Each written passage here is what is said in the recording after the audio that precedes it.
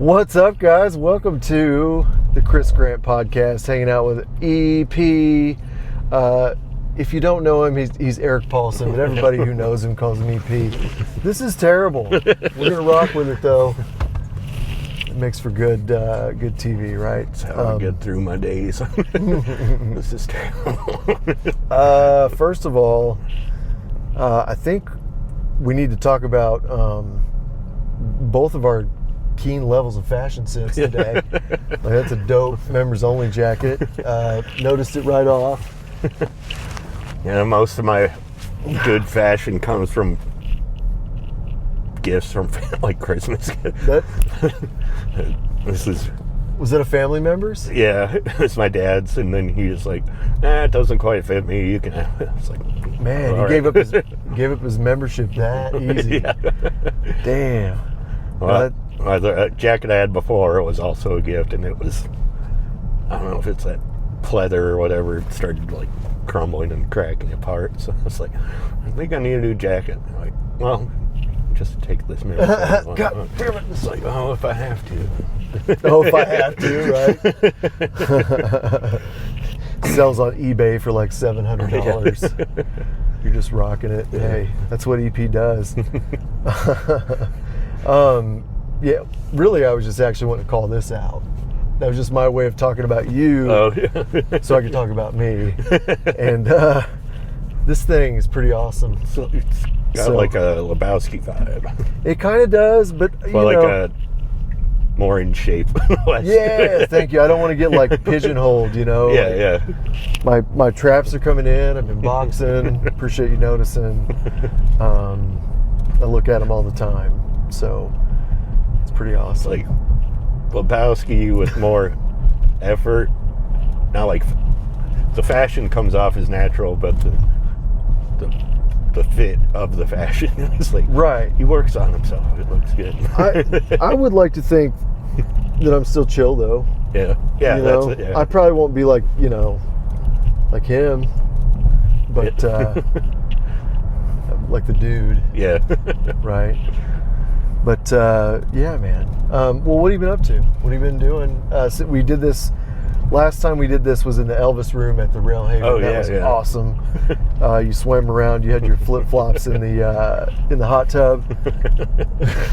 We're dangerously low on bubbles. Please spin more bubbles. Yeah, that was. Oh, jeez. And I was like, just staying up work and getting through life. Right. Life throws at me. Understand that. Besides women, what's life been thrown at you? Well, bed bugs. Oh! Those are probably the most of the women. It's gotta be a 50-50 mix there. Wondering if I could count myself not a virgin since I slept with like a shit ton of bed bugs. I mean, technically, I'm not sure what the number is that comes after menage in that, you know? Like, I don't know Latin or whatever they're doing. So you had bed bugs. Yeah. And I'm glad you can laugh about it. A lot of people can't. Most people have to burn their house down and start over. Yeah, it was weird. It was like they're just specifically in my room of the apartment I live at. And I'd only ever see like one or two in like really random places, like up on a wall. And I was like looking around. I was obviously getting bitten. I'm like, where the hell are they hiding? And then finally, there's this pill I like never used, and I like checked the little zipper line, and there they are. Yep. Wrap that up in the sheet. Wrap the sheet up in like everything else and threw it away. So terrible. We went through a flea situation one time at my house, and it was just, it was so miserable. Yeah. You know, we tried to get rid of them. I tried to get rid of them naturally at first, you know, diatomaceous earth, blah, blah, blah. Yeah. And vacuuming, and they just kept coming. Yeah. You know, you got to find the source, you know, or just bomb the whole thing. And, but yeah, it sucks when it's happening. It's maddening. You want to lose your mind. Yeah. But like you said when we started hanging out today, you got the best sleep of your life last night because it's over now. Well, like hopefully. Last night and woke up, I was like, I could do that again. Slept a little more today. Right? During the day. Yeah, I say it's over because you never know. You know, there could be that bed bug just hiding, just waiting. Yeah. So, well, I'm glad you got through that. Let's see. Car accident New Year's Eve. Little fender bender. Your fault? Yeah. You're not supposed to admit fault. Did you already? Who's going to watch this? At least it was a fender bender. Yeah, it wasn't anything too bad. Not like previous. But my insurance took care of almost everything. Well, that's good too. And I have enough saved up in the bank to kind of cover my part of everything. That was weird. Like, I called my insurance company, and they're like, to let them know I got in an accident. It's like, well, since you're a long-time customer, you've been upgraded to. I was like, I need to get in accidents more often. Oh, really? Yeah. I remember that. Like, I had something happen with my insurance at one time, and they were like, oh, yeah, since you've been with us for so long, that one doesn't even count. Like, I know what you're talking about, It's like, geez, what else can I get away with? Yeah. Still better to not have insurance, though. Yeah. I think. If you can get by with it. Well, yeah, getting by is never getting in an accident. Right. Well, when you don't have insurance, it's like, what are you going to do? Yeah. Yeah, sue me. I don't have any money either. Hey. No, that's not a good idea. Yeah. All right, so you've had a few shows since we last spoke. Can you give me like a rundown? I know you've been on a couple of mine, and yeah, but we had the Yellow House, or the West Plains. Yep. Did you forget what color the house was? I'm incredibly easy to make doubt myself. Which, I don't know. Ladies, if you're into gaslighting people. If you hate confidence. Yeah. No, I'm just kidding. You didn't give me that $5 yet. Oh, man. But, the Yellow House show, that show's at the, my hair's not terrible. Aviary, the Eagles Lodge. Yes. And then fun show. Chris at the Blue Room has asked me to host or do a couple shows there. There you go. Touring comedian, the touring comedians. When are those coming up? I can't remember the first. That's going to be terrible.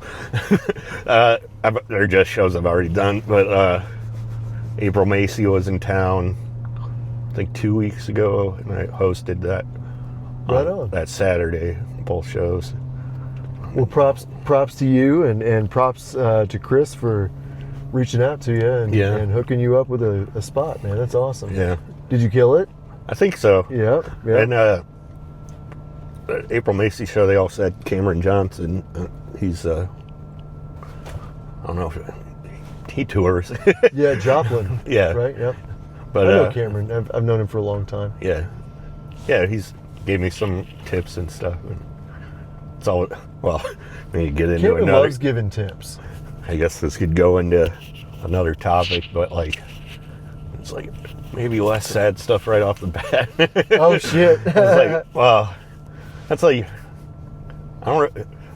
big part of why I do comedy is I don't think it's sad. I think it's funny, bed bugs and right, shaking and all that stuff. It's and for the most part, the audience seems to also, if I can phrase everything right and tell the joke right, they seem to agree that it's funny and well, maybe a little sad, but not overwhelming or something like that. Yeah. Well, let's take it, a step further, and I'm gonna get all whatever, but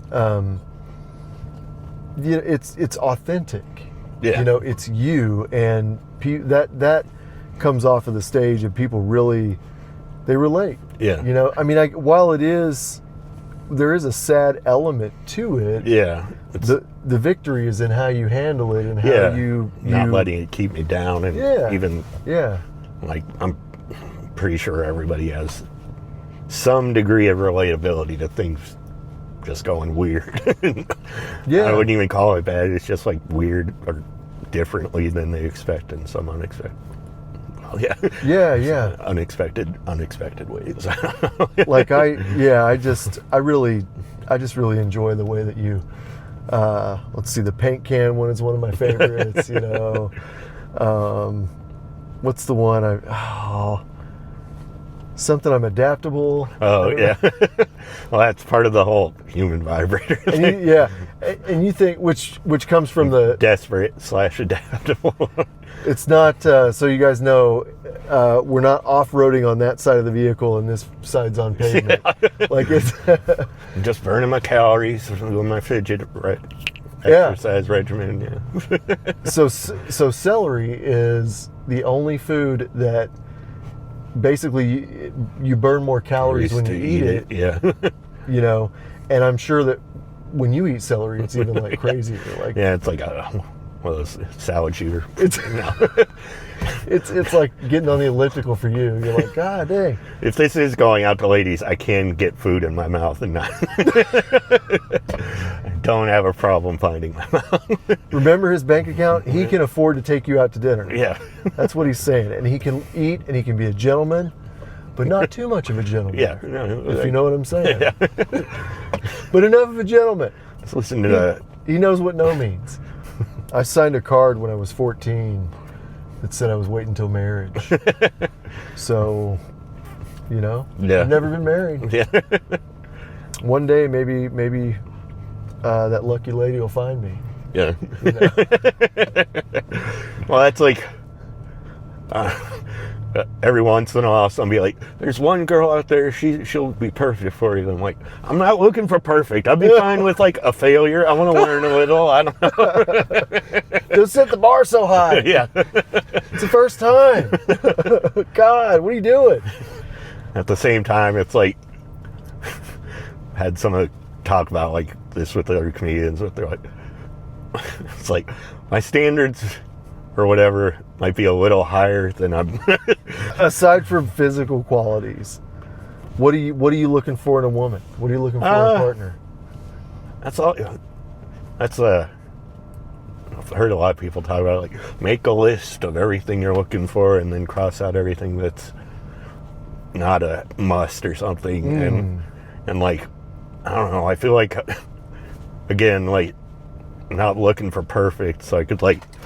Doesn't have to be one thing if she's another thing. Or it's like I can make it work. Or come out of the experience not like jaded or something. I don't know. I like to think so. I don't know. Had that 2.5 girlfriends bit I did is pretty accurate still. Haven't had many like dating experiences, but but yeah, it's like I'd be fine if someone like if we rip on each other or something, as long as it. Oh yeah, obviously, it's like as long as we can both find the line and not like repeatedly blow over at each other or something. But I don't know, someone that understands boundaries. It's like, hey, that's a little far, maybe a little farther, but yeah, they don't have to like be. They wouldn't have to do that if they're like just nice or something. That's difficult to find too. Yeah, well, like, but like I've heard like everyone wants their like significant other to be like everything, and it's like I have other friends. I don't need. Well, I don't need everything from one person. That's like too much to ask or to expect or something like that. But it'd be nice if someone checked every box. But like, as far as like personality, it's like I got plenty of variety of friends that kind of yeah. Yeah. If I'm having a bad day, it's nice to have someone to bitch about it with, and then maybe like joke about it, and then there's someone. It's nice to have someone to just be like, "It's okay," or something. Yeah. And they don't have to all be the same person. So. No, well, that's a whole thing. I think that probably transitions well into just what comedy can do for people. Yeah. Like, I know, and it's not. I don't feel like it's a lame thing either. Like, but it is a social thing. Like, it's a. The reason I say it's not lame is because you kind of have to earn your spot. Yeah. In the pecking order, and in just getting respect from other comedians. Yeah. But once you made a few people laugh and people know you're serious about it and your heart's in it, I think it does become more of like a kind of not a support network, but definitely a good social thing to have. And I know I look forward to seeing everybody. Yeah. And that's like, I've heard from like Corbin LeMaster and a couple others will talk about like Springfield has one of the best scenes. Like, everyone kind of gets along for the most part. Yeah. But no one's like backstabby and weird and shit for the most part. You're like, for the most part, dang it. I always hear stories. It's like whenever I'm not there, it's when weird shit pops off. It seems like it's like, I thought that guy was all right, and then it find out he's whatever. Right. No, I think Corbin's right, and I think I've been down to Austin a couple times, but I don't live there. Yeah. But it's definitely a different scene there. Yeah, it seems like it would be like too many people like trying to force fame or something like that. There's definitely that element, but I think the good part about that is that's like the lower rung. Yeah. You can tell the real from the fake real fast when you go to Austin. Yeah.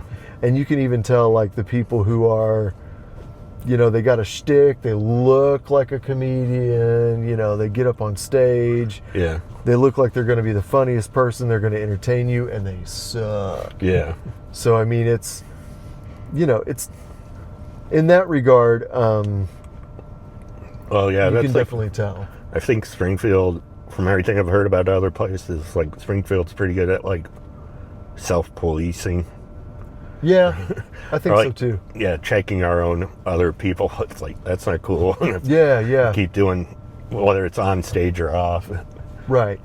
For the most part. And that's cool too, because, people need a level of accountability. Yeah. And it's actually cool when people will be able to, when they feel they're close enough that they can actually say, hey man, reach out to you and say something like that. And it's cool to be able to respect somebody enough to be able to take that criticism. Yeah. And I know recently a fellow comic has said a couple things about my act and about just certain things I've done, but I know I highly respect this person, and I know they're coming from a place of they want me to be better and do better. Yeah. They want me to see, they see where I've come from, and they see what I'm doing, and I think they see that I can do better, and they want to help me get there. But you have to have, you have to be able to see the fault in it to grow. So. Well, yeah, it's always odd when you find a comedian that like thinks they do everything right. It's like, yeah. What do you? You're in the wrong field. I don't know. It's like, be more like me. It's not something I'm looking for in a comedian. I don't know.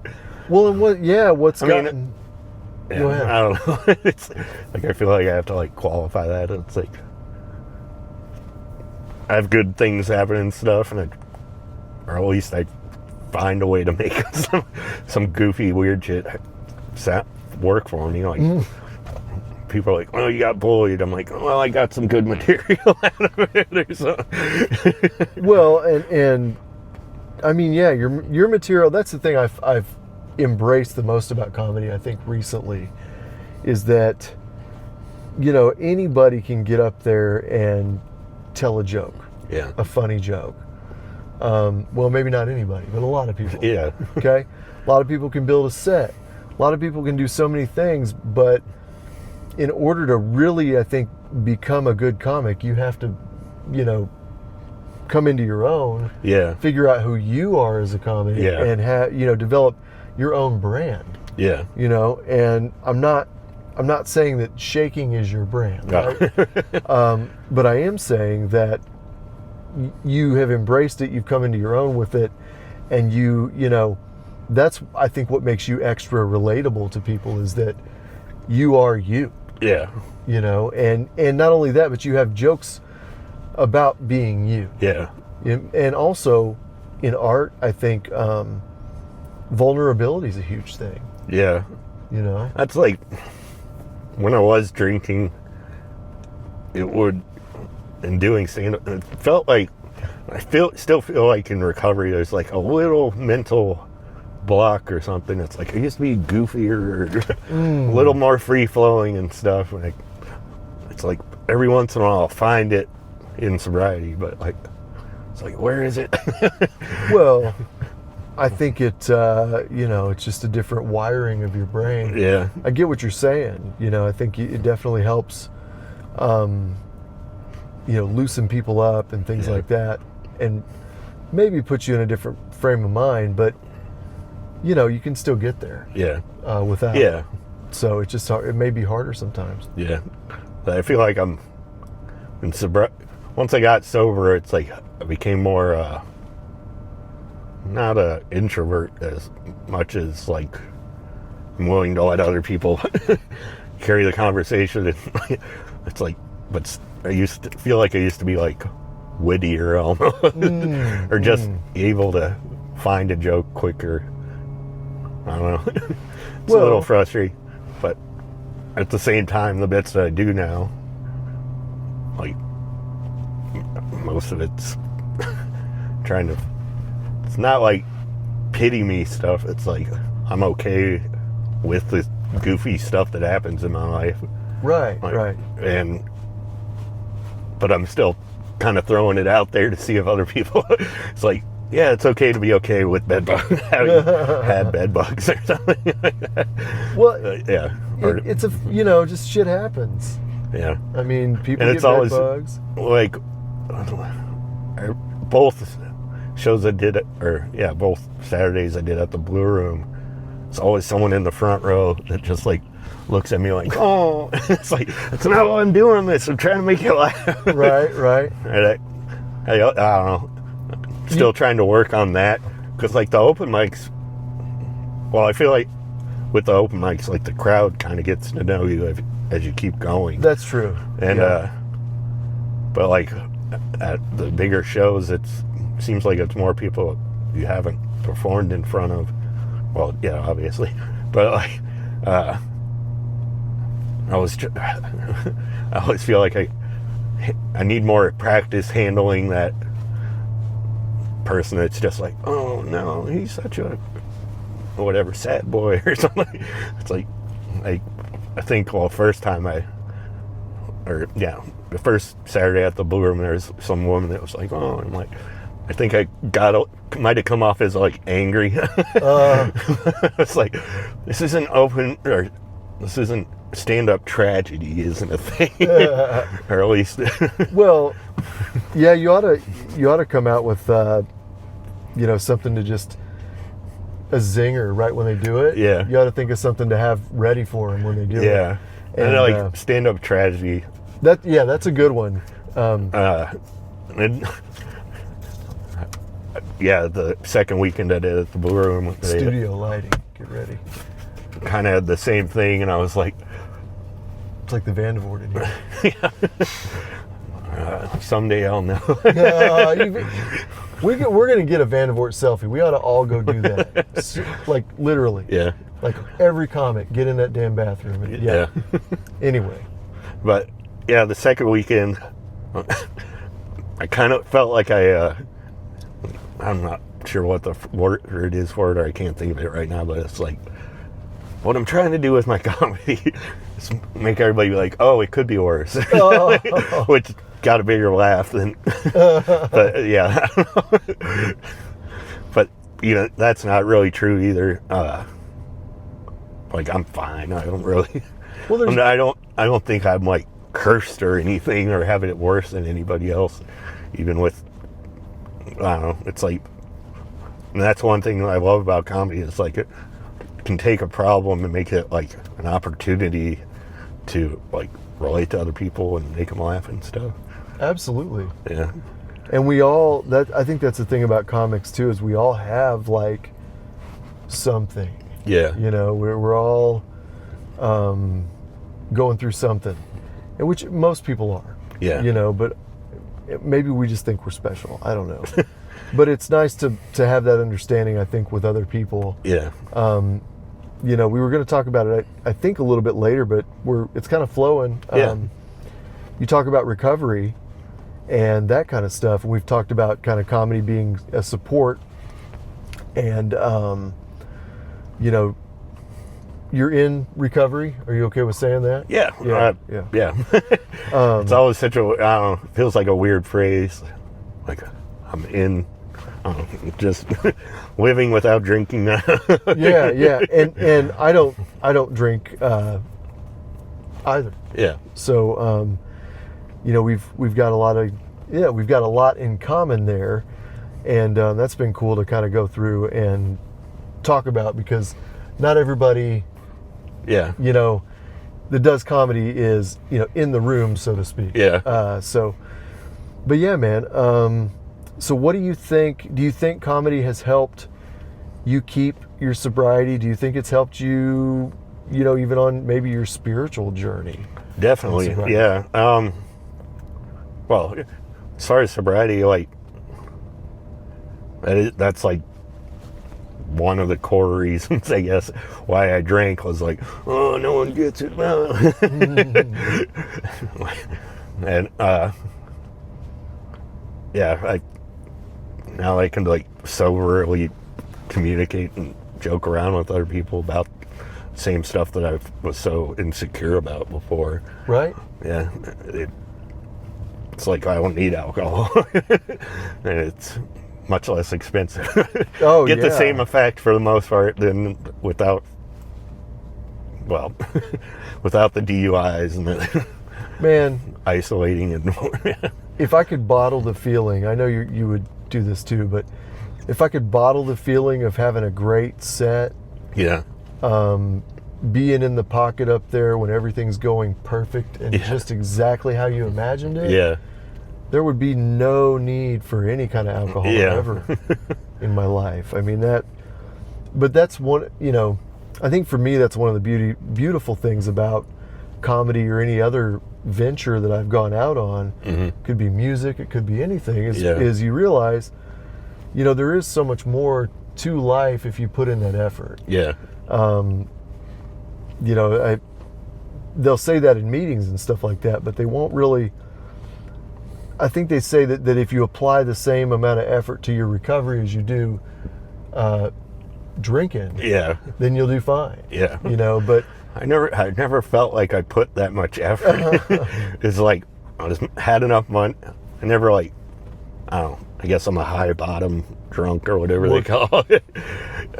But like, yeah, it's like there's alcohol just about anywhere. Right, It's not that hard to get, which is all, I don't know, like you've done other. No, never ever have.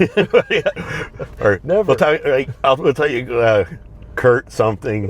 He's pretty open about. We're not dropping any names. I'm bleeping Something.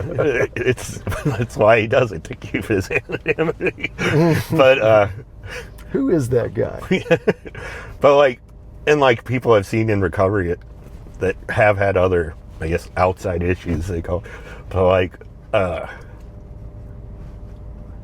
it's like I'm just now coming up with a bit like. People in the military are like, we get more done by 5 in the morning than most people do all day. It's like, have you met a drug, like a recovered drug addict? I'm always like fascinated, like, where do you get that energy? Like, they have like 5 different businesses they own, and that's what I'm saying. Oh, you're talking about like when you're recovery. in recovery. Yeah. Yeah. Well, you know, maybe even it's like we stripped all the wiring from this house. no, they realize like, oh, you mean because a lot of those people have to hustle hard just to get their fix. Yeah. They realize, oh my God, if I hustle this hard, this is kind of what I was leading into. Yeah. If I hustle this hard at my job, I can start 5 businesses, and I can, you know. I mean, you got to think about it. You think these people are afraid of cold calls? Yeah. I mean, when they're asking for change on the street, you know, like, Yeah. I'm just saying, like, it's, yeah. And I'm not even, these people is probably not the best thing to say. Well, understood the intent. Yeah, people that do that, because it may sound negative, but really I'm just saying, like, there's a lot to that, and you can pick up a lot of skills. Yeah. To not be afraid to ask for what you want, because you have to get it. Yeah. Your survival depends on it. Yeah. You know, it's not, you don't have a choice. Yeah. I'll circle back because I want to say something about that too. An example, I was in Austin, and I walked out of this burger joint, and for whatever reason, something told me, get an extra water. You know, it was hot outside. Yeah. It was like everybody was miserable. And I did, and I was like, I'm just going to give this to the first person I see that I think needs water. Yeah. And this homeless woman walked up to me. I assume she's homeless. She walked up to me and she asked me if she could pay me $2 for that water. Or no, $1. Yeah. And I was like, no, you can't. I was like, I'm just going to give it to you. Because that's like, but, I don't know. well, the desperation of somebody being that hot and having to you know, ask people for money and being willing to spend that money on water. Yeah. Was just profound to me. Yeah. You changed my views on a lot of stuff. Yeah. Much less profound is like cigarettes. Yeah. Everyone's always like, can I steal one? It's like, you can just have one. You don't need to bring crime. Got a cigarette? Scarface. I was thinking about playing a game downtown. I think we could, like, if you start out at the History Museum, and all you have to do is try to make it to Coffee Ethic without being asked for a cigarette. Just across the plaza. Yeah, if you can just make it across the square without being asked for a cigarette, you win some kind of prize. Maybe you win cigarettes. I don't know. I feel like, smoke. yeah, the only way to do that would be just like look extremely pissed off or something. You'd have to strategically hide behind stuff. You'd have to go. Well, I'd have to. I don't. I feel like there's some people who just don't. You'd have to, or just like act like crazy, like I'm not sure it can yelling be done. at nothing. I'm not sure it's ever been done. If anybody's ever walked across that square without being asked for a square. Yeah. Jeez. So, okay, a lot of people smoke at AA. Yeah. Let's go back to That's that. always. Hey, that's another similarity actually between, you know, how you can tell if there's an open mic or an AA meeting is a bunch of people standing outside smoking, holding notebooks, right? It's like, I don't know. Well, the biggest clue though is most open mics happen at a bar. Yeah. So, you know, it's probably not an AA meeting if you're going to the bar. But I have some jokes in my act about, you know, that stuff. Yeah. I think it's great that I can get so many people to sign my attendance sheet at a gig. You know. Need that alibi. I don't know what, it's like a weird joke. I was like, I need that alibi. So I was here at that time. Yeah. Just my probation officer's like, man, you're really getting into this stuff. How did you go to 7 meetings in one day? I'm like, hey, you Just know, that good. if I work as hard as I worked on drinking, I mean, come on.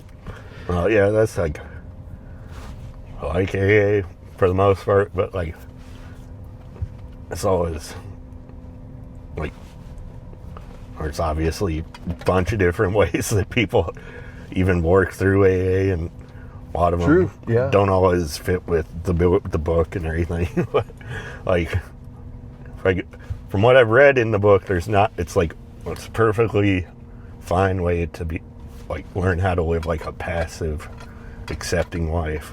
But there's not much about like being proactive and like when to do something for yourself. It's like you will know when time comes. Oh yeah, you will intuitively know. Yeah, it's like yeah, you'll just intuitively know, bro. yeah, like I was talking about before we started recording. Like my brother's like, "Oh, I got this job opportunity. You'll have to move it." Like, parts of that sound awesome, and I got another job opportunity closer in Springfield that has other parts that sound awesome, like better pay and stuff. But also, it's like I don't know. My job right now is pretty fine for the most part. So your intuition's kind of just there. Well, it's just like, I don't know. I'm getting by now. Do I need to be worried about? I keep losing that mic in the damn... Sorry. Oh, no, it's fine. I'm scared. You want to do a 10... No. That's actually why I brought you here. I'd like to do my 5th step with you right now. And confess everything I've ever done wrong in my life. Yeah. So this podcast episode is going to be 3 days long. Well, yeah, I don't know how much into the work of it you want to get, but like sponsor I have now, it's just like most of the stuff I kind of knew was in like specific areas, like people having trouble with women, having trouble with my family or something. Yeah. Instead of like listing out every single thing, it was just like, I need to do better at these 3 things, accept my place and why I keep screwing up. It's a little more concise but still productive, I guess. I think another thing that, a parallel that I can draw between the two is the introspection. Yeah. Like you have to look at yourself, whether you're doing comedy, whether you're in recovery, you have to be able to look at yourself because you have to like take that information and do something with it. Yeah. Right? Yeah.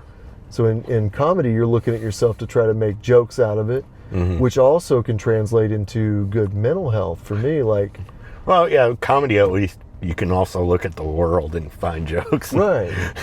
Well, you're processing. You can process trauma in a funny way, like we were talking about. But in order to do that, you have to be able to face the trauma in the first place and be able to not only face it, but then look at it and make fun of it. Yeah. It's not easy to do, especially when it's deep stuff. Yeah. So it's kind of cool how that works too. Of course, the fellowship, we can, in comedy, we can make asses out of ourselves at a Waffle House just as good as anybody in recovery, if not better. Yeah. Well, yeah. Making an ass out of yourself knows no. I've been to a few late night, coffee sessions, and they can get pretty rowdy sometimes. But so let's see here. So that's I really like just drawing those parallels because it is a good it's a good thing for people to do, and even though it's in a bar. I mean, I don't ever have a desire to drink. Like it's like, oh, they have Fanta. You can I'm Diet Mountain Dew. I usually get my classic sugar-free Red Bull and a water. My big hurrah is all the caffeine from the Red Bull, and it gets me all hyped up, and I can't sleep when I get home. So, but I mean, it's. I guess where I was going with all that stuff is you find stuff. If you find something fulfilling, then it is very helpful. To get away from that lifestyle and all those things. And I've got an example of that from back in my days. I knew a guy who was highly addicted to meth, and he relapsed on meth, and but during his time in recovery, which was years, like he had years clean before he relapsed. During his time in recovery, he had picked up martial arts. Oh, yeah. And even during his relapse, he would not stop going to martial arts. Yeah. Like that was his almost his anchor, you know, Yeah. and I would also be willing to bet that martial arts messed with him a lot Yeah. as he was doing that. I mean, he was disappointing his whole, you know, Yeah. school, all the people there, you know, all the stuff. But what I'm saying is that if you've got something to latch onto, something you care about and you're passionate about, it helps a whole lot with recovery. Yeah. Well, yeah, So. it's like higher power. Yeah. A lot of people are like, oh, it has to be some religious, or that's the way I guess it's perceived, but it's like, no, just something that makes you want to be better or something. Yeah, yeah. I mean, I think a higher power could be just, A doorknob. No. yeah, a doorknob. I pray to First my time I dad. heard that, I was like, do you know how many doorknobs I've had just like break and come off? Yeah, I never really got that one. Yeah.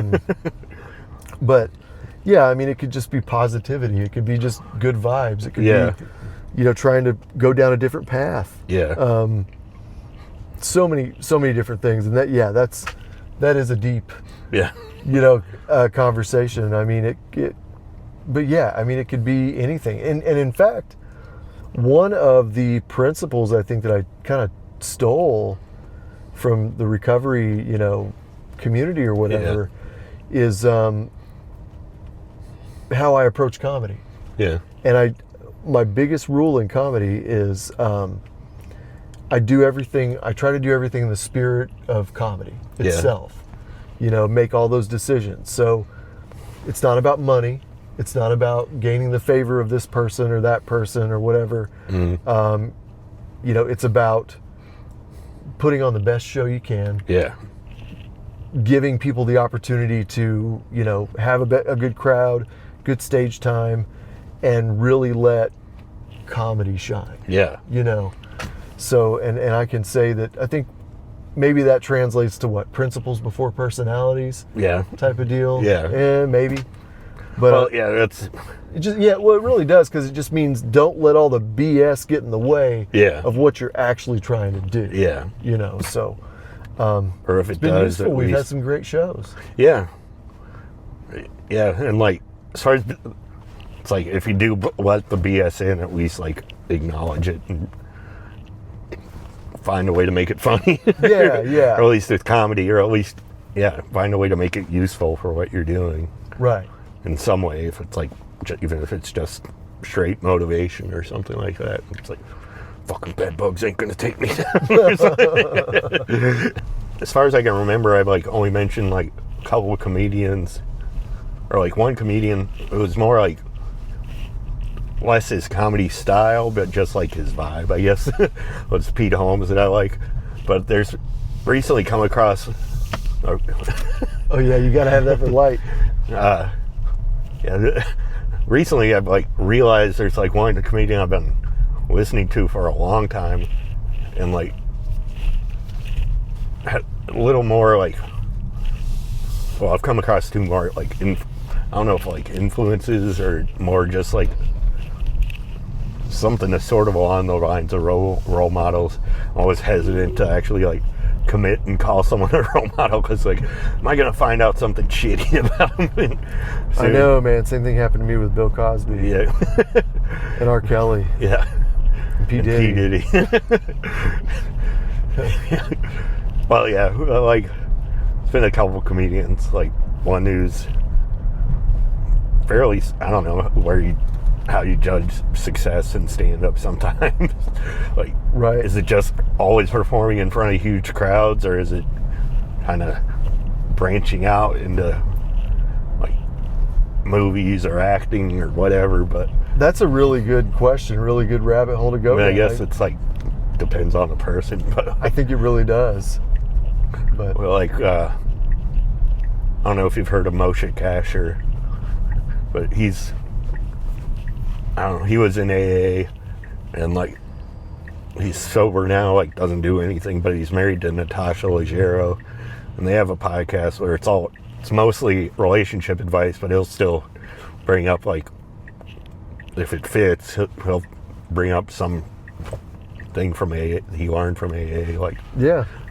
like, what was it, like, it's a fairly common phrase, like, resentment is drinking poison and waiting for the other person to die and stuff like that. Absolutely. Because happens a lot in relationships. Like, this bitch, blah, blah, blah. Yeah. It's like, move on if you're out of the relationship. But yeah. And he's one of his stand-up, is just like him on podcasts, he's one of the fastest, funniest, like, people I've ever come across, like, anywhere. Huh. And then just recently, it's like a completely, like, third-hand way of getting to this, finding out about this person. But there's short version. There's like one of the first reality shows ever in Japan, and it was this guy. And there's a documentary about it on Hulu that's awesome. Like, I think I posted about it on Facebook. I was like, I've never felt so angry, sad, and happy for another person all at once. Like, and he talks about, like, it's like about this reality show where basically he was, like, put in a room, had to take his clothes off, and the only way he could survive was entering sweepstakes. Like, he won, like, a crate of dog food, and he had to eat that and stuff. And he did it for, like, over a year, and he was completely alone with just a camera. It was like, That's some, like, Saw / Mr. Beast type stuff. yeah, well, yeah, but, like, I have, like, interviews with him, like, on this documentary. I guess you can just watch the straight show on, like, YouTube or something. But he was talking about, like, he was bullied as a kid, and he's, I guess, a comedian. That's another thing. It's like, I don't know if he's a stand-up comedian, but he does, like, comedic stuff, like actor. I'm not sure, but, like, he's bullied as a kid, and he just wants to make everyone's life a little lighter, and that's kind of what I want to do too. But it's like, hearing him, the way he phrased it, kind of like, it's like, oh, that's what I've been trying to do, like, for the most part. But that's an awesome documentary. And what's it called again? The documentary is called The Contestant. It's on Hulu. Okay. But the show is like Nasubi. Okay. Because that's like, it's, I don't know, it's really weird. Like, Nasubi, I guess, means eggplant in Japanese. And I guess, like, that's what he was called when he was a kid, because he had, like, I don't know, kind of a unconventional face, but he looks fine now. But, like, and he kind of took ownership of that, and that's, like, his stage name now. Well, but let's talk. Can we talk about that? Like, yeah. We might as well, because it's been part of my life recently, and we talked a little bit earlier about it. You know, I thought for a long time, you know, you have the shake. Yeah. And I thought for a long time, somehow it was related to a car accident or something like that. Well, yeah, it's like, to be fair, the car accident probably didn't help the situation. Right. But, like, yeah, it was pre-existing, I guess. But you said it was something that came on, and you think the origin was, like, maybe anxiety, PTSD, yeah, maybe even. I feel like I've come across a lot of stuff. It didn't, like, always been a little nervous and kind of clumsy, so I'd fallen, like, I don't know if I feel like I've gotten better at falling as I grow up, which, man, I guess is something like the elderly goes the opposite way. But, like, yeah, there's been, like, a lot of times I've, like, fallen and hit my head and stuff, just, like, throughout my life, and, like, that probably was the start of it. But, like, even just remembered, like, my mom's told me, like, they thought I might have, what's it, when you're, like, being born but you're in the womb a little too long, and it can, I'm not real I forget sure what the term is. Yeah. But they thought I might have that, but then, like, they did some tests and it wasn't that, so okay. I don't know. Well, you said that, and even nervous, I feel like might be like a loaded term for it. It's more like, am I doing the right thing at the right? Like so many people talk about like flow state and stuff. It's like I don't know if I could ever get there. It's like, well, I'm like, is this the flow state? Oh, maybe it's. That's why I asked you earlier. I'm like, dude, we ought to go meditate. Yeah. Go do yoga sometime. Like, that stuff really does help. Yeah. And it's helped me a lot. But you said part of it you think might have come from like bullying. Bullying. Like physical bullying. But I also got a lot of like emotional, psychological torture, I guess. I don't know. It always the phrases sound worse than I actually look back on it. It's like, it happened. Right. It's difficult. Like, it's a lot of bullying is psychological. Yeah. The physical, like the fact that they keep doing it, it's like becomes psychological and stuff like that. Well, not only the fact that they keep doing it, but not only the fact. I'm sorry, I'm repeating myself. But not only that, but the fact that they can keep getting away with it. Yeah.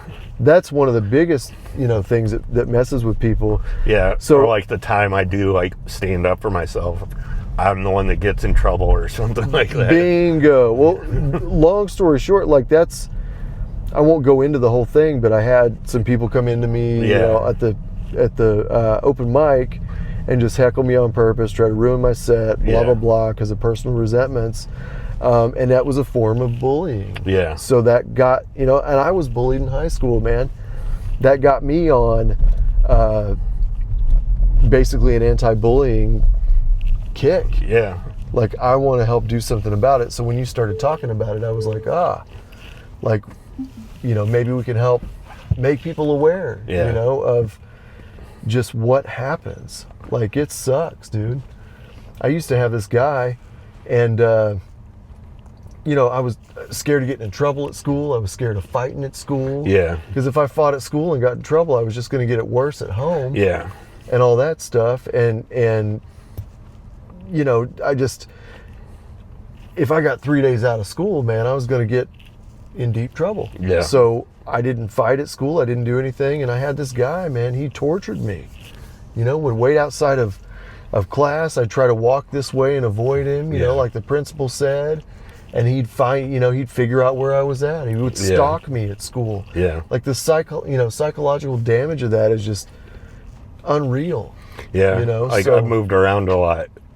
And there's also something about like the fact that I moved to a completely different area, like a completely different part of the country, and then the same shit starts happening again. It's like, I love the group of comedians and everything that we hang out with, but there's not as much just like weird random ragging on each other that like friend groups before used to do. And I feel like that's probably like some kind of coping mechanism too, because we were all bullied and stuff, but we do it back and forth. It's like, oh, you suck so many dicks. right. Like, now it's my turn. I can be the top dog. Yeah, but we'd have fun with it. And now roll the dice. Yeah. We need to find out what your character is going to do. Yeah. Well, yeah, I'm even D&D. It's like I've only tried to play twice and just sketch. It's like that's another thing I'm fascinated by. Like people out of the military are in recovery that seem to have so much time, and then people that somehow consistently every week. I guess we do a stand up, mm-hmm. but stand up even. Everything I've heard, they meet for 10 hours on a Wednesday night and play D&D. It's consistently every week. I tried to do it once, but mm-hmm. when I guess going back to bullshitting with friends and stuff. There's some British show, The In-Betweeners, that if anybody watches that's exactly what me and my friends. Nice. say like horrendous shit to each other, but it's all just back and forth. Like none of it's actually mean spirited. And then like if someone outside the group said the same thing to somebody, They'd whoop their, you'd be like, well, I wouldn't whoop my ass. Be like, why are you so mean? That's funny. But also, there's like every once in a while, if someone was having a really shitty day, they'd like be there for you, and they like wouldn't shit on you. Like they knew when the line of like something was really wrong, and like be supportive and stuff. And that show In Betweeners, it's like it's a pretty perfect example of like I related to that show so much. But So speaking of shows, oh yeah, best ones I've had. well, I wanted to ask you what your favorite recent set was. Yeah, That you've had, like say in the past. Well, since we've done the podcast. yeah. I think that first was it. Did we do the first show at the Eagles Lodge? Since then, We've done one. Who was headlining? 'Cause we had Derek Luna, and then we had Corbin LeMaster headline. well, the first time we did it was that after the Elvis room. The first time we were there. With Nick. As the Yeah, headliner. Okay, yeah, yeah, yeah. That was one. That show was amazing. yeah. And yeah, I don't know. I always wonder, like, because I know, like, my stand-up's the jokes I'm telling and how I'm working with the audience's vibe is a big part of it. But there's always, like, feels like there's something just out of my control where it's like, there's like, that can make a show just fucking perfect. And I think that show had everything come together. Yeah. For me, and it was just a good time. And then, well, all the shows I've done with you have Oh, thanks, been dude. awesome. Thank you. And then, I guess, not to stroke her ego anymore, like that, the second show I did with April Macy went really well. Yeah. Yeah. Okay. Cool. Yeah. I thought you were actually going to stroke my ego some more. Yeah, so I kind of phrased that right. I was getting ready for it. I was like, I'm oh, done here with- we go. I'm done with that. Oh, he's talking about another place? What? No, that's... I've never done that room. I, have always wanted to. Yeah, that's like, I wish we could get rid of the weird politics instead. Yeah. And like some of it's like, I absolutely understand why most people don't, like, Well, I can appreciate there's enough differences, and some people are assholes, and I'm not going to name names and stuff, but like, yeah. well, there's so much going on, and I mean, there's decisions to be made, but it's not a charity either. I think you're the first comedian who talked about doing shows at the Blue Room. Oh, really? Hey, world.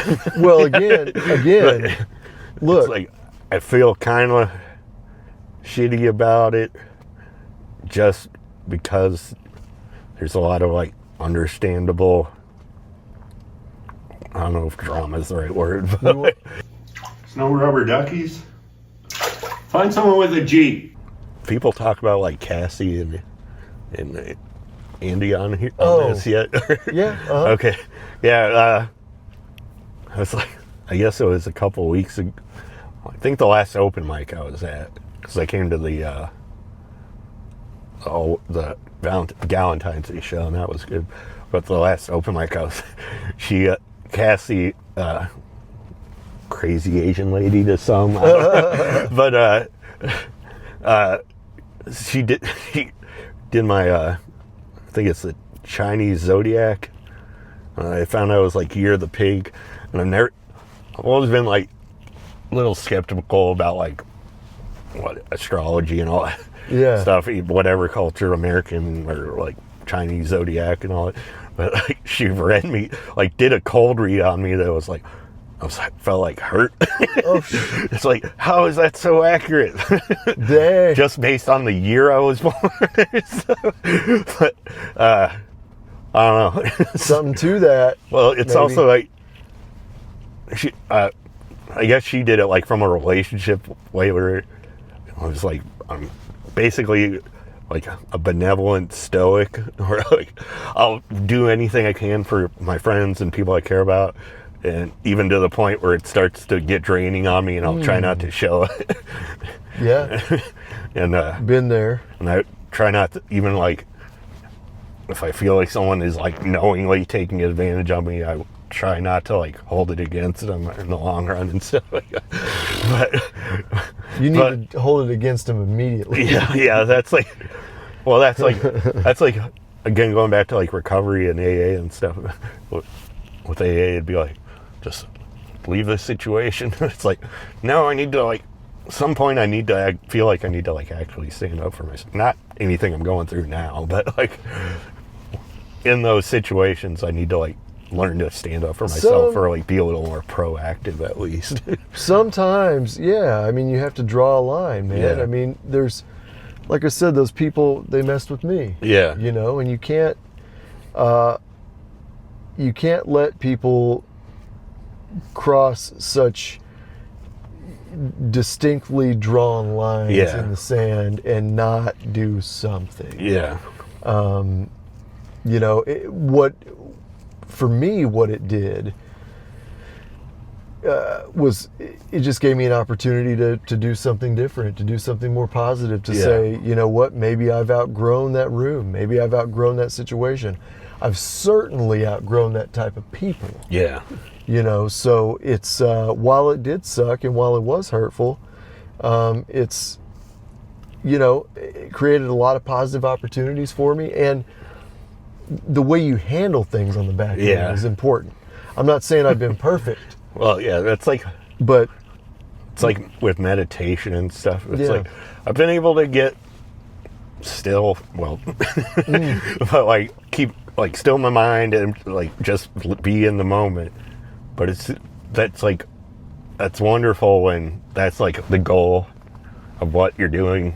Like, I'm just going to sit and meditate, but I can't, it's like, as soon as I like, well, I got to drive back home. Like, I got to get up and actually start moving. It's like, it all just slowly, it's like, oh, I can't be in the moment. I'm thinking about where I'm going to be. Okay. Well, but here's something I'm going to say to that maybe you haven't realized, is that while that's true, the fact that it all comes rushing back means that the meditation was working. Yeah. Because that means it went away for a minute. Yeah. So. Well, yeah, that's like always, I guess, the goal of meditation.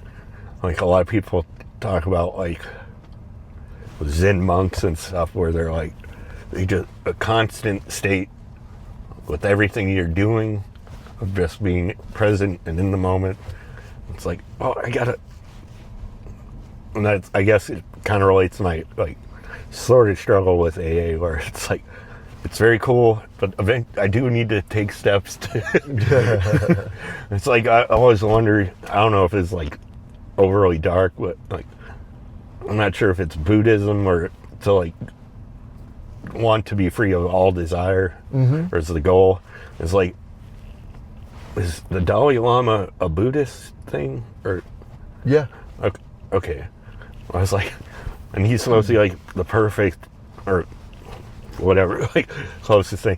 But it's like, wouldn't like the person without any desire, like even like food and hunger, would be just like a baby that just like didn't do anything until it just like died? I mean, I'm sure there's a lot of schools. Or like, where's the how, like at some point you need to, like, if you're a baby, you like need to cry, let someone know you need a little attention, which is I feel fine with. But like, it's that desire, or like, I don't know. Well, no, it's a great, I think it's a great thing to consider,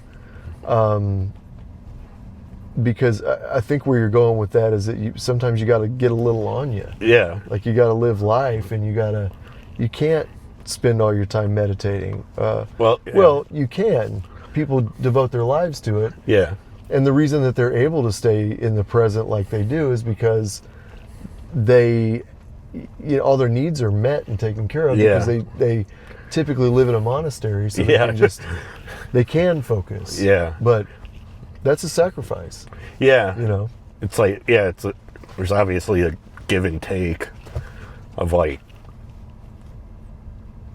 sure, it's easy to meditate all the time when there's like 3 things going on in your Right. day. I mean, but also like, I like seeing people and getting out and doing things. right. I mean, that's part of it, you know? It's definitely like, you have to be very disciplined to get into those belief systems and religions and things like that. So, okay, so we talked about your favorite set recently-ish. How about your favorite all-time set?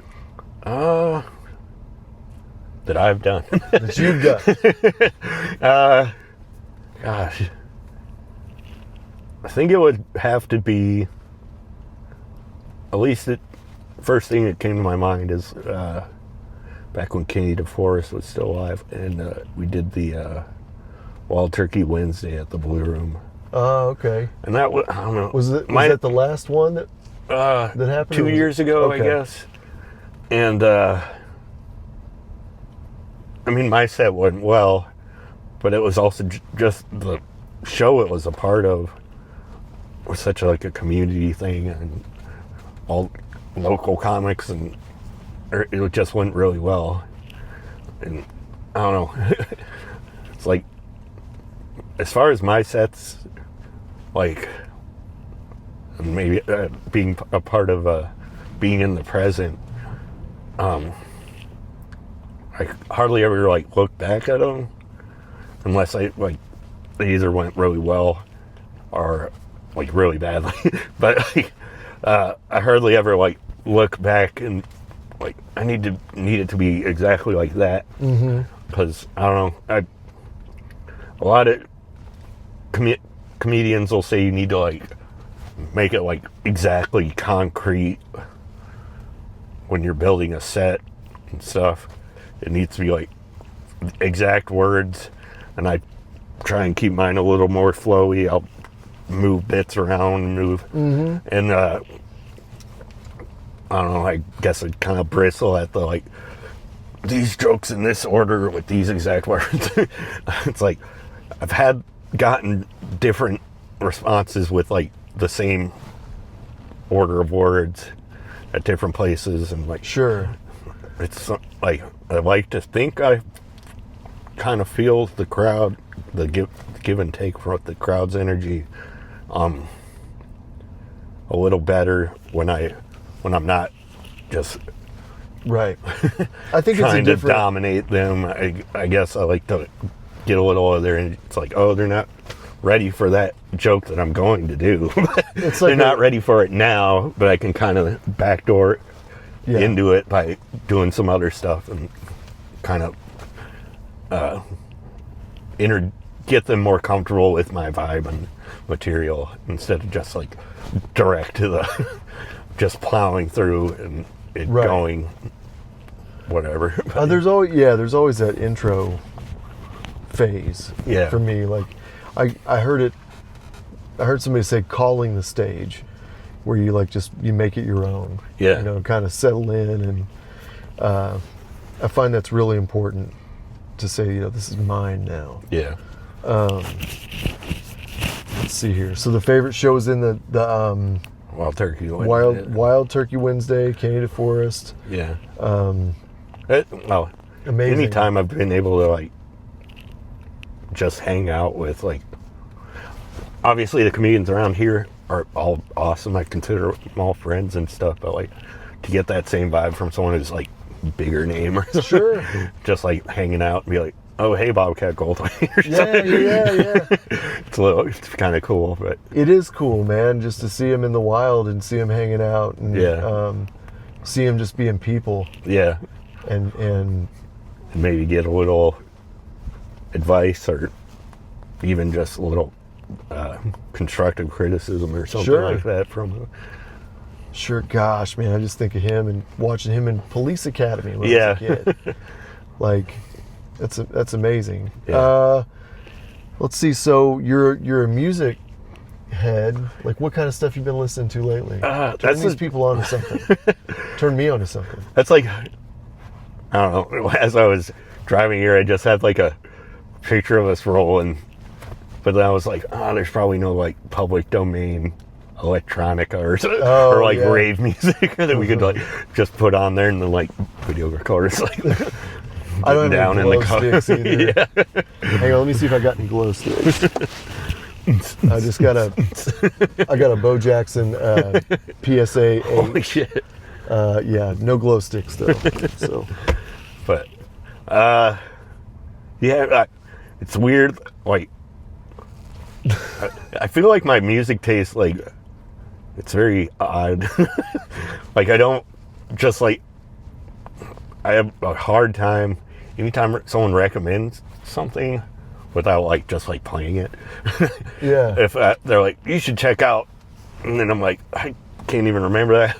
But, like the way I've picked up most of like the new bands I've come across lately, it's like, well, one of them, Wild Nothing.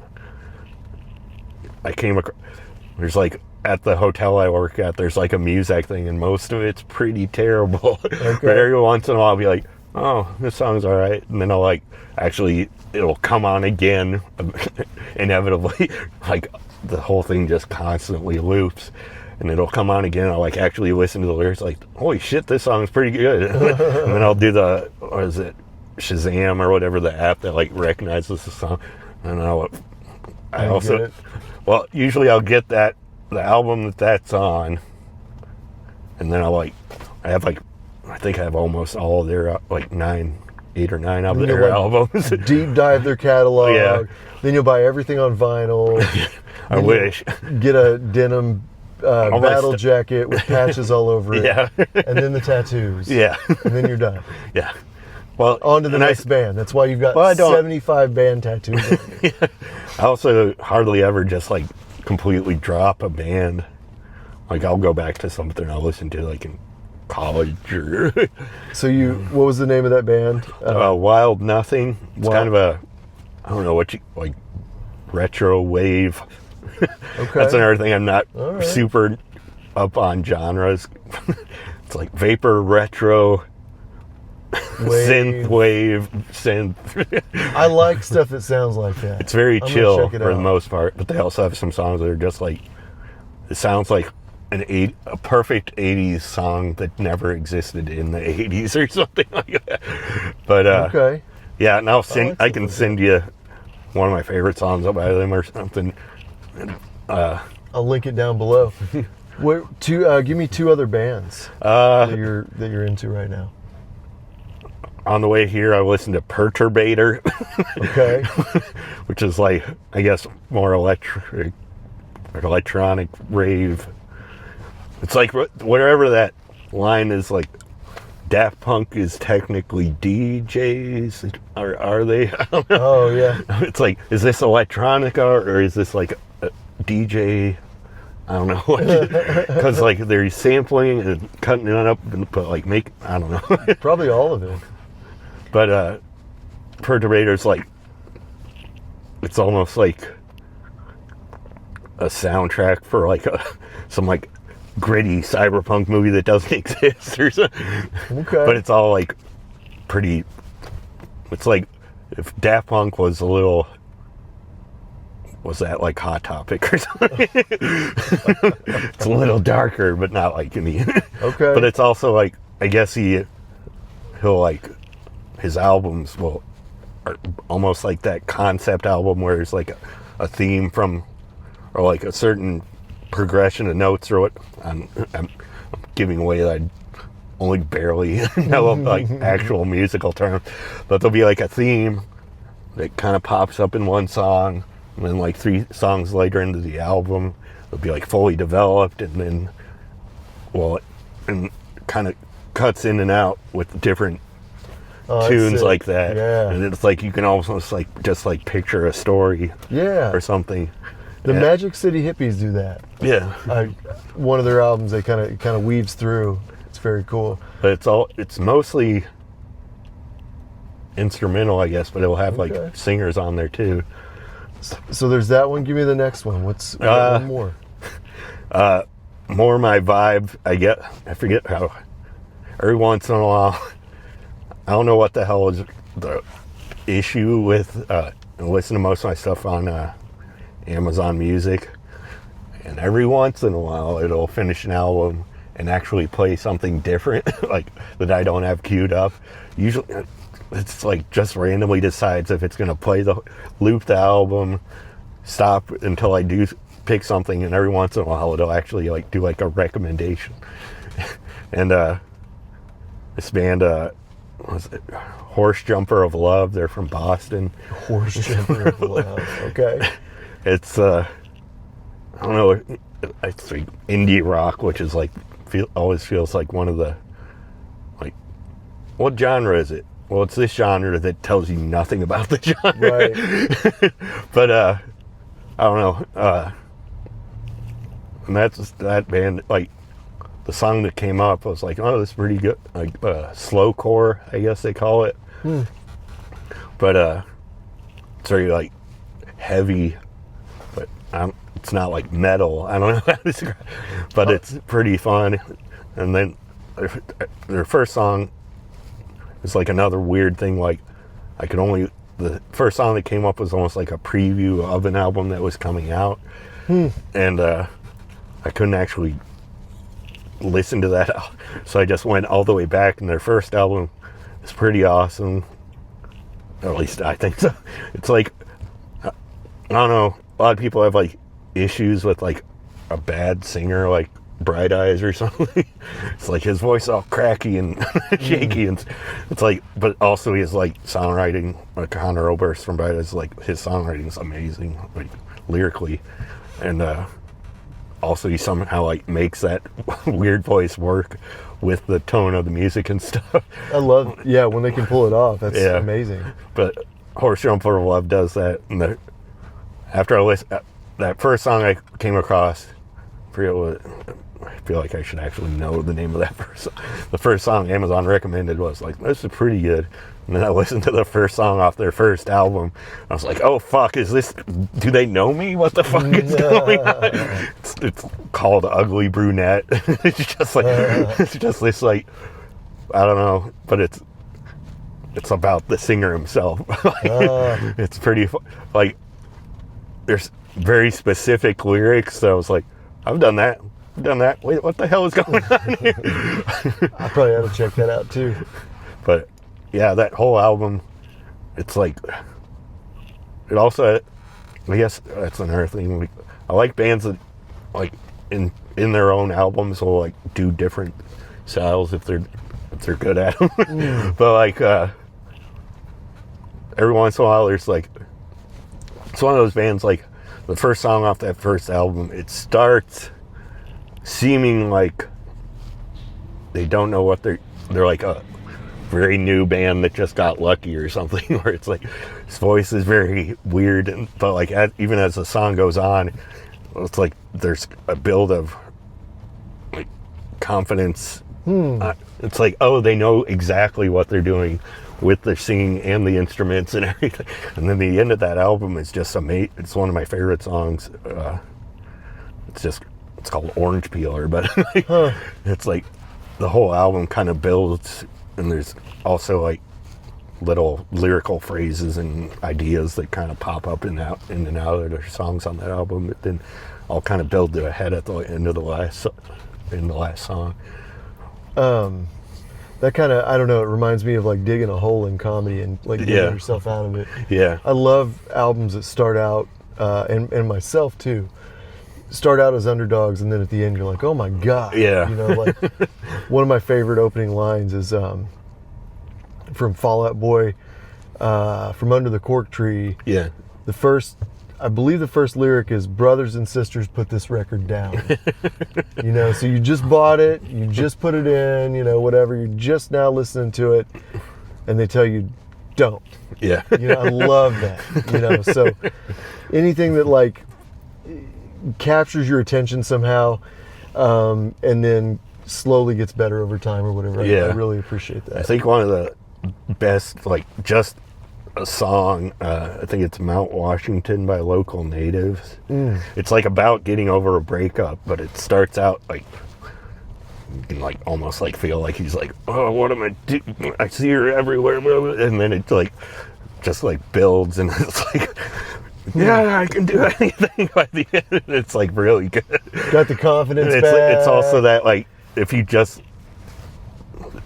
that's like your introduction to the song, the band or whatever, you'll be like, at the beginning of the song, you'll be like, this is, I don't know. But at the end, it's like very driving and like, I'm going to have to check that one out for sure. yeah, it's pretty awesome. Sure. All right, guys, so we just pulled up to the open mic at Moon City Pub. We got to get in there and get our names on the list before we don't get to perform tonight. So that mic, by the way, is Wednesday nights on C Street. Sign-ups at 7, showtime's at 8 o'clock. It's a great mic, fun mic, always typically a crowd there too, so you can really test your stuff out. Anything you want to say before we get out of here? I always feel like I have to come up with something profound. You don't, but you can if you want. Well, yeah, I've been thinking about getting a tattoo. It just says "This is temporary," Ooh. but like in a crumbly font, like a crumbly font, like a old temporary tattoo. If you, but really, go ahead. Yeah, that's kind of like, it's like a lot of people think like since nothing lasts forever, it's like a bad thing. It's like, I don't know. I'm maybe more of a more positive take. It's like, don't stress the bad stuff. Enjoy the good stuff while it's here, and don't chase anything so much that it's gonna, I don't know, affect your like, serenity. Yeah, peace, exactly. right? Like money's, even if you get all the money in the world, you're not going to be around to spend it. So. Right.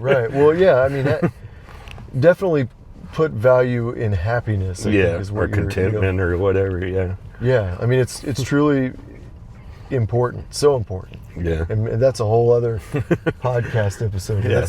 That is a great way to end, I think. So once again, yeah, it's been great to have you on again, dude. It's great to share the scene with you. Yeah. Become friends over the last, I can't believe it's been over 2 years. Yeah. That I've been coming around here. So, man, yeah.